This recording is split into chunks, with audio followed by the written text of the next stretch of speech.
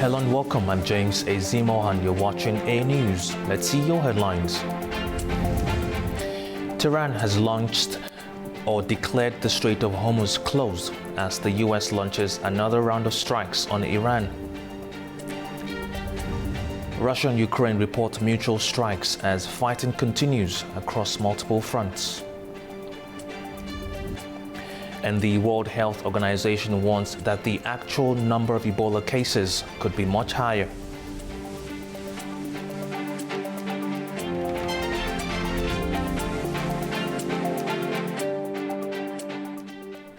Our top story this evening: the United States has launched another round of strikes on Iran. This comes as Tehran targeted a vessel attempting to pass through the Strait of Hormuz after declaring the waterway closed. Here's more. Iran's Islamic Revolutionary Guard Corps, or IRGC Navy, says it has closed the Strait of Hormuz until further notice after striking a vessel that it says tried to pass through the strategic waterway using an unapproved route. In a statement issued early Sunday, the IRGC said several vessels attempted to leave approved shipping lanes and ignored repeated warnings to change course. It said one vessel was hit by a cruise missile and forced to stop. Iran says the closure will remain in effect until what it called the end of US interference in the region, adding that no vessels will be allowed to pass through the waterway until further notice. The UK Maritime Trade Operations, or UKMTO, said a Cyprus-flagged container ship caught fire after being damaged late Saturday, about 17 kilometers off the coast of Oman.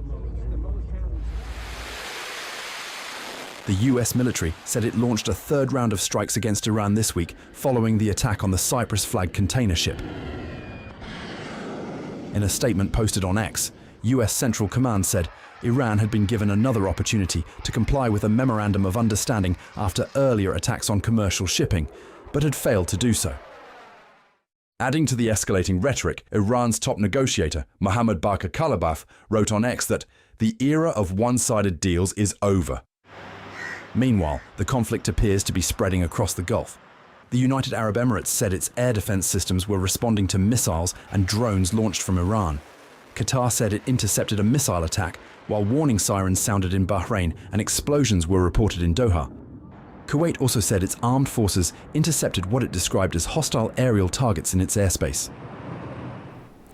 Now, still in the Middle East, military delegations from the United States and Lebanon have met in Beirut to discuss the first phase of a U.S.-brokered plan for an Israeli withdrawal from southern Lebanon.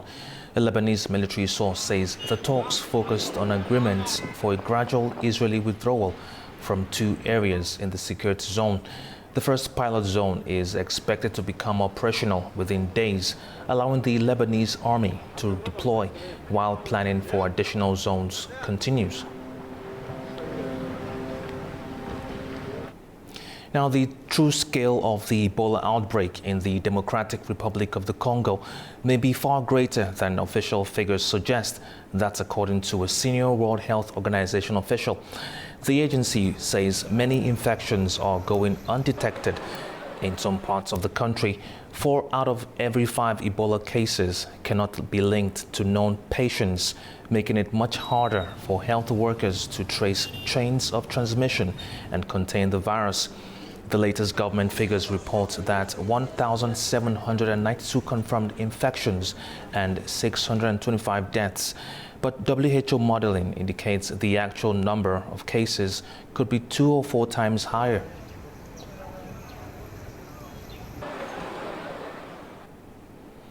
A shooting at one of Canada's largest cultural street festivals has left 2 people dead and 6 others injured, prompting a major police investigation in Toronto. Authorities say the suspect or suspects remain at large as investigators work to determine what led to the exchange of gunfire. 2 men were killed and 6 other people were injured in a shooting Saturday night at Toronto's Salsa on St Clair Festival, one of Canada's largest Latin cultural events, police said. The shooting happened in the early evening near St Clair Avenue West and Arlington Avenue, where thousands had gathered for the annual street festival. Police said the suspect, or suspects, remain at large and have released no further details. Authorities urge the public to avoid the area and follow police directions as the investigation continued. So it's very difficult to say with certainty what precipitated this. I can tell you that there was an exchange of gunfire between individuals and that 2 firearms were recovered. But as I said, investigators are piecing it all together. This is a very chaotic scene. I think we had something in the neighborhood of 13,000 people participating in this festival, so it's crowded. I mean, just the brazen, despicable quality of this exchange here, the amount of danger to the members of the public, as the mayor commented, is just so unacceptable. Prime Minister Mark Carney said he was horrified by the attack and thanked police and first responders for their swift response. Salsa on St Clair is an annual 2-day street festival promoted by organisers as Canada's largest Latino-themed cultural celebration. Over to the United States, Senator Lindsey Graham has died at the age of 71. His office announced his death in a statement on Saturday, saying he died after a brief and sudden illness and asked for privacy during this period. Graham was first elected to the U.S. House of Representatives in 1994 before winning election to the U.S. Senate in 2002. He had recently returned from a trip to Ukraine and was seeking a 5th Senate term in November. Flags at the White House were lowered to half-staff in his honor. Attention now turns to Qatar, where the country's former emir, Sheikh Hamad bin Khalifa Al Thani, has died at the age of 74. The country's top government body announced his death in a post on social media, describing it as a great loss to the nation. No cause of death has been reported. Sheikh Hamad ruled Qatar from 1995 to 2013 and was a key architect of the energy-rich country's transformation into an international crossroad. President of Azerbaijan, Ilham Aliyev, has sent a letter of condolences describing Sheikh Hamad as a great leader who left an indelible mark on Qatar's history.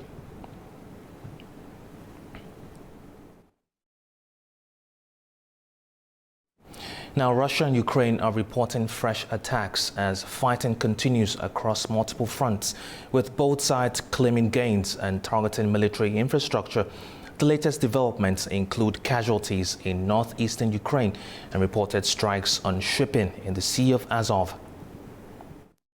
Russia said on Saturday that its forces had struck Ukrainian military-industrial enterprises and multiple ports, while Ukraine reported attacks on Russian troop concentration areas over the past 24 hours. Russia's Ministry of Defense said its forces used ground-based long-range precision weapons early on Saturday to strike military-industrial enterprises in Kyiv, involved in the production and storage of medium and long-range drones. It also said Russian forces targeted infrastructure at multiple ports in Ukraine's Odessa region. The ministry added that Russian forces had taken control of a settlement in the northeastern Sumy region over the past day and carried out strikes on Ukrainian targets in several other areas. It also said Russian air defenses intercepted and destroyed 41 Ukrainian fixed-wing drones. Meanwhile, Ukraine's State Emergency Service said a Russian airstrike on the northeastern city of Sumy killed 5 people, including a child, on Saturday. Ukraine's General Staff reported 261 combat engagements along the front line over the past day, saying its air force struck 2 areas where Russian troops were concentrated. Ukrainian forces also repelled dozens of Russian attacks in the Pokrovsk, Oleksandrivsk and Liman directions in eastern Ukraine, while no Russian offensive operations were reported in the Kupiansk direction. Separately, Ukraine's drone forces commander said Kyiv struck 13 Russian vessels in the Sea of Azov on Friday, including 10 tankers, as part of its campaign to create a fuel crisis for Moscow's troops. A dry cargo ship and a ferry were also among the targets. A satellite image captured over the central part of the Sea of Azov on Saturday showed smoke rising from a vessel, although its identity could not be verified. Following the Ukrainian attacks, Russia temporarily halted shipping through the Don-Azov Channel, a navigable waterway linking the Don River with the Sea of Azov, according to 3 grain export industry sources on Friday. Now, at least 15 Indian tourists have died after a boat capsized off Vietnam's southern island on Saturday. The vessel was carrying 36 people, including 32 Indian tourists, 3 crew members, and 1 attendant. India's embassy in Vietnam says it is monitoring the incident and has established emergency response centers to assist the affected families. Local media reported that sea conditions were rough, with large waves in the area at the time of the accident. Now, nearly 3 weeks after 2 powerful earthquakes struck northern Venezuela, the humanitarian crisis continues to deepen. The death toll has climbed to more than 4,300, with thousands injured and many more displaced. Rescue teams are still searching damaged buildings as more than 1,200 aftershocks continue to shake the region, slowing recovery efforts and keeping residents on edge. Thousands of people are now living in temporary shelters as authorities work to provide aid and assess the full scale of the destruction.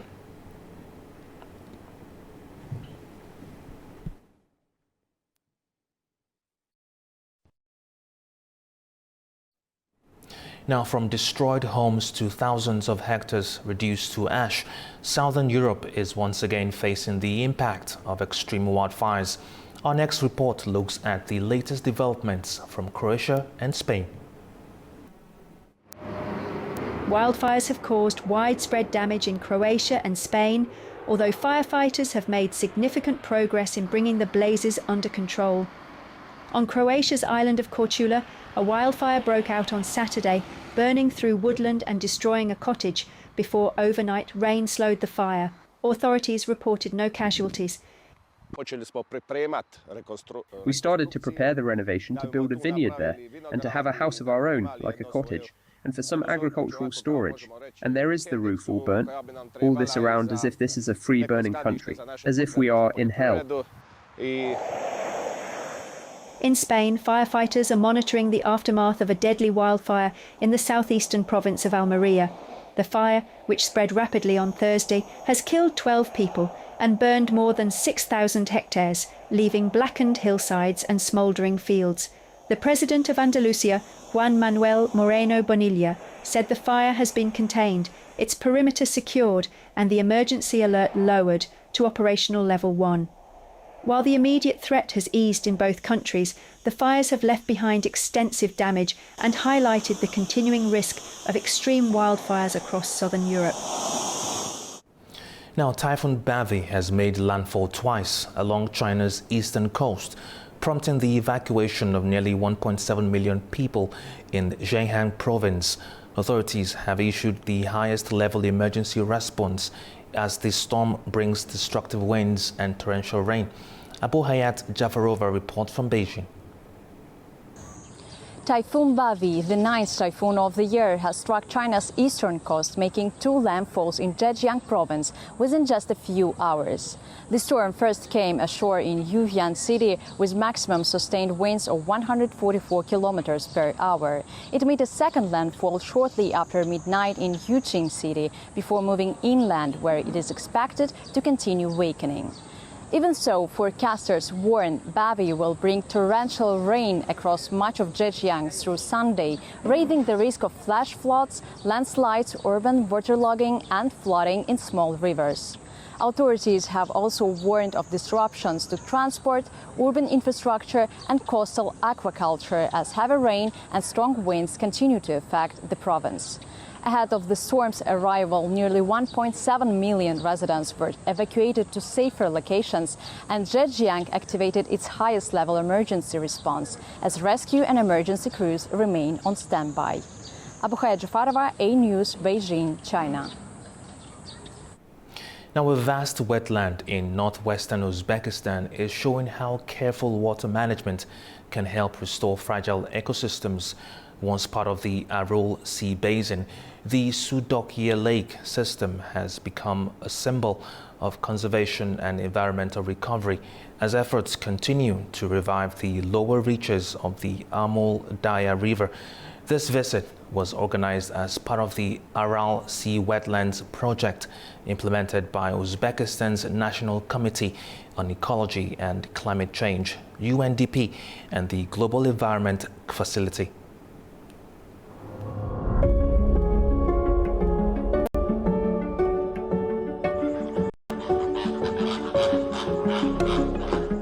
Located in Muinag district of Kyrgyz, Pakistan, Sudokye was once one of the greatest water bodies in Amur Darya Delta, connected to the Aral Sea through a network of channels and waterways.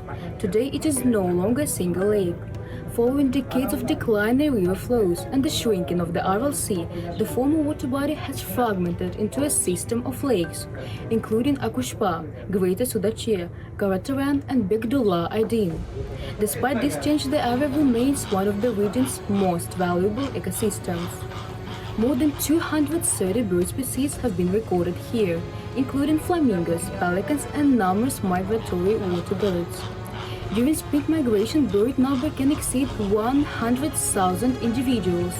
The lake system provides habitat for 21 species listed in Uzbekistan's Red Book, including boy-toothed gazelle, caracal, Turkmen kulan, and white-tailed eagle. In recognition of its international importance, Sudokye was added to the Ramsar Convention's list of wetlands of international importance in 2023. Lake is part of our enterprise and belongs to the Sudokye Lake system. The system consists of 5 lakes: Karataren, Akushpa, Begdullah Aydin, and Greater Sudokye. Around 80% of the bird species listed in Uzbekistan's Red Book can be found here. Since our enterprise was established in 2001, we have recorded 230 bird species. Today, that number has increased to 290. However, the lake's water level has been declining year after year. The main reason is that the lake receives water only seasonally, while the planned water supply is not reaching it. The canal, designed to deliver water to the lake, remains blocked along its final 6-kilometer stretch. Scientists say the future of these wetlands depends largely on water. Historically fed by the Amur Darya Delta, Sudokye has experienced dramatic changes as river flows declined and the Aral Sea retreated.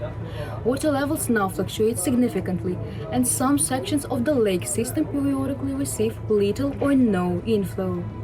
Environmental monitoring also shows growing pressure on water quality. Depending on location, mineralization level range from around 4 to more than 8 grams per liter, while low transparency and high concentrations of organic matter indicate increasing stress on the ecosystem. Experts argue that better water management will be critical for preserving wetlands such as Sudokye in the decades ahead. Earlier this month, a new integrated water resource management concept for the lower Amur Darya Basin was signed in Samarkand under the Aral Sea Wetlands Project. The initiative aims to improve coordination between environmental, agricultural, and water authorities, while promoting more efficient use of water resources across one of the country's most climate-vulnerable regions. Work is currently underway, and once it is completed, water should be able to reach the lake again. At the moment, what we really need is practical support. If this visit helps bring attention to our situation, we would welcome any assistance. If the lake receives the water allocated under these projects, water quality will improve, and where there is clean water, there will be development for plants, wildlife, and bird populations alike. In the past, the lake covered around 52,000 hectares. Today, only about 9,000 hectares remain underwater. Places like Sudokye demonstrate how protecting wetlands can help preserve biodiversity, support migratory species, and strengthen ecological resilience across the lower Amur Darya. It is Cyril Rajab reporting from Karacal, Pakistan, Uzbekistan A News. Now, as climate pressures grow across Central Asia, one country is introducing sweeping new rules aimed at cutting emissions, adapting to climate change, and preparing businesses for a lower carbon future. Farza Kalamoziner has more. Kyrgyzstan has become the first country in Central Asia to adopt the framework climate law. Signed by President Sadyr Japarov, the legislation sets out how the country plans to reduce greenhouse gas emissions, adapt to climate change and move towards carbon neutrality. This is not just an environmental issue. Kyrgyzstan is the source of many of Central Asia's major rivers, which makes climate change closely linked to glacier loss, agriculture, water security and hydropower. The law also brings the country closer to meeting its commitments under the Paris Agreement and the UN Framework Convention on Climate Change. It places Kyrgyzstan among a growing number of countries that regulate climate policy through dedicated legislation. Similar frameworks already exist in the European Union, Moldova and Ukraine. The changes will also affect large businesses. Companies will be expected to monitor greenhouse gas emissions, submit climate-related reports, and take climate risks into account when planning their operations. For export-oriented businesses, many of these requirements are already becoming standard on international markets. The law will come into force on January 1st, 2027. Before then, the government will need to bring existing legislation into line with the new rules. Farza Kalamoziner, Almaty, A News. Now, media leaders from around the world are gathering in Azerbaijan for a forum focused on the future of journalism and global cooperation. The event also offers delegates a first-hand look at Shusha's ongoing reconstruction and development. Aytan Shukurova has more.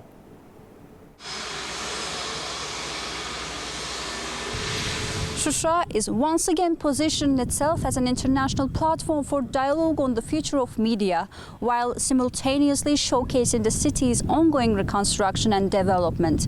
International delegates have begun arriving in Azerbaijan ahead of the 4th Shusha Global Media Forum. Foreign guests and officials were welcomed at Fizuli International Airport before traveling onward. Around 160 media representatives, experts, officials from the 54 countries are expected to take part. I had a great honor to participate in previous forum. And what can I see that forum to forum, it became more and more popular in media society. Here we have journalists, our colleagues from many, many countries. And it's very important because it's from one part, it's interest to the forum, from others it's interest to Azerbaijan. And I think the discussion which will take place, our talks at the plenary sessions and around them is very, very important. But first of all, I have to say that tomorrow we'll expect the speech and answers to the questions of the President of Azerbaijan, Mr. Ilham Aliyev, which is always very important and very interesting for all our participants. I'm expecting from this actual venue and this event is an opportunity to speak, is an opportunity to be heard, and also to meet with other like-minded movements and journalists around the world that are working on very important issues that are in the global south, and Baku has become a hub for that activity. The annual gathering provides a platform for discussions on the evolving global media landscape, bringing together journalists, policymakers and industry leaders to exchange perspectives, ideas on the challenges and opportunities facing the profession. I believe that this is the most important delegation ever that Azerbaijan and Karabakh has seen, because each of them, they are representative of a huge, big media in their own countries, and many of them internationally also. So bringing them, showing the reality and explaining to them what Azerbaijan has done and what was this place is the most important thing that these days Azerbaijan need to do. Later this evening, participants will tour the newly built Qarabağ Street, where they will have an opportunity to see the city's ongoing transformation ahead of the official program. In the coming days, panel discussions, interviews and exchanges will focus on key issues affecting journalism worldwide, including technological change, information integrity and international media cooperation. Ayten Şükürova, İlknur Seydemirova, Elbrus Musayev, Cavid Aliyev, A News. Okay, that's the news for this hour. Thank you for watching. Stay tuned to A News.